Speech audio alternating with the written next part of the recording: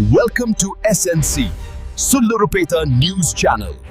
తిరుపతి జిల్లాలోని చారిత్రాత్మక పట్టణం సుల్లూరుపేట నుండి ప్రసిద్ధ శ్రీ చెంగాలమ్మ పరమేశ్వరి ఆలయ చైర్మన్ పదవికి సంబంధించి గత కొన్ని వారాలుగా సోషల్ మీడియాలో అలాగే స్థానికంగా అనేక ఊహాగానాలు వదంతులు చక్కర్లు కొడుతున్నాయి.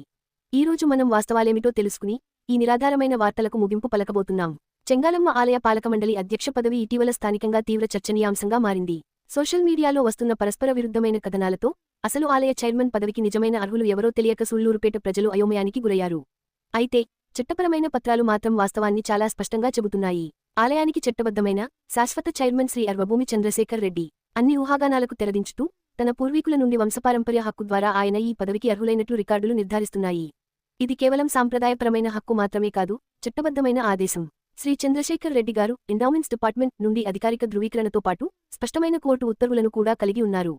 చెంగాలమ్మ గుడికి ఆయనే తప్పనిసరిగా చైర్మన్గా కొనసాగాలని ఈ పత్రాలు స్పష్టం చేస్తున్నాయి. కానీ తనకు న్యాయబద్ధంగా దక్కిన ఈ పదవిని నిలబెట్టుకోవడం ఆయనకు తీవ్రమైన సవాలుగా మారింది.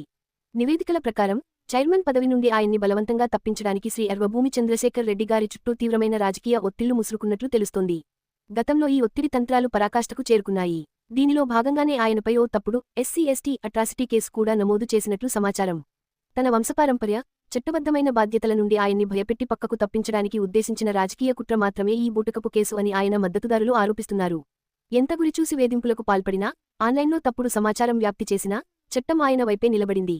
దేవాదాయ శాఖ మరియు కోర్టు ఉత్తర్వుల మద్దతుతో శ్రీ అర్వభూమి చంద్రశేఖర్ రెడ్డి గారు సుల్లూరుపేట చెంగాలమ్మ గుడి శాశ్వత చైర్మన్గా స్థిరంగా కొనసాగుతున్నారు.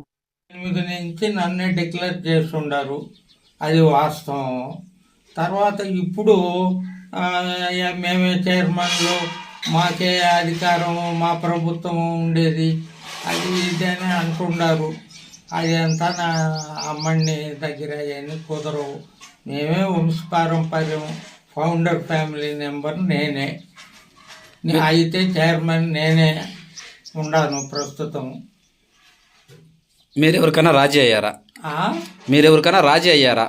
నేను ఈ విషయంలో నన్ను వచ్చి ఎవరో సంప్రదించింది లేదు, నేను రాజీ పడేది లేదు, రాజీ పడను.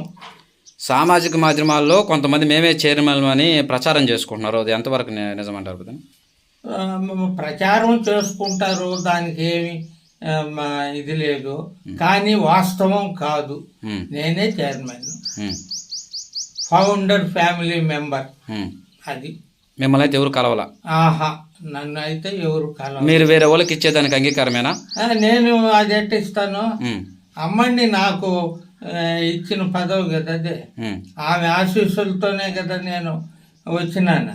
ఇది ఎప్పటి నుంచి జరుగుతుంది? ఇది 2008 నుంచే నన్ను డిక్లేర్ చేసింది ఎండోమెంట్ బోర్డు.